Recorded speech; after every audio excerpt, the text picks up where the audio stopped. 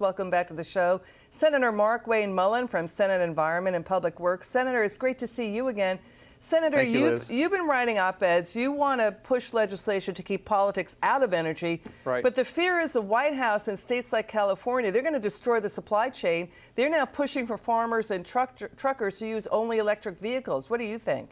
It's not practical. And listen, the only way that we can bring down inflation is we got to bring up energy production, because energy is the backbone of any energy production that's being made out there. So anything that you're creating, anything that you're making, it takes energy, and it's the starting of any cost of the product.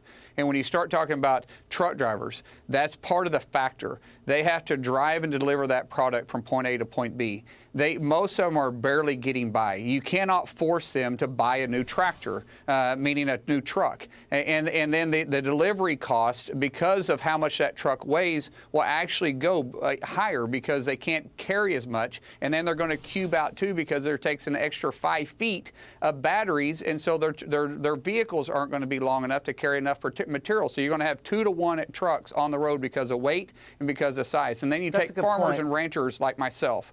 I'm a rancher, and we barely get by. Most farmers are barely getting by. You can't hardly afford the tractors that are out there today. There's no way you're going to force farmers and ranchers to go out and buy new equipment. Commodity prices are not able to keep up with the cost of the equipment as it is. And so you're going to force people out of a job. You're going to have generational farms, generational ranches shutting down. And this is what happens when you have a heavy hand from the government. Government's role was never supposed to pick winners and losers. They were never supposed to pick our economy. They were supposed to create an environment for entrepreneurs to go out there and thrive and build a product and let consumers buy it. The quick reaction to Chevron, ExxonMobil, and Toyota, they're now road testing more renewable gasoline blends made out of things like soybeans or feedstocks.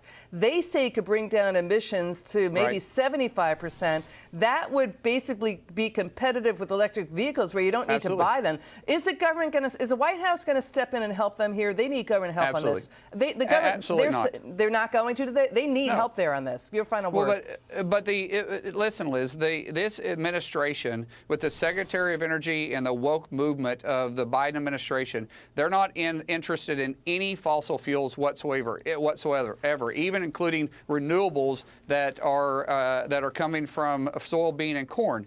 They are so driven by EV, even though they know that the energy sector can't support that, meaning that the grid out there cannot support the EV vehicles they're wanting to put on the road.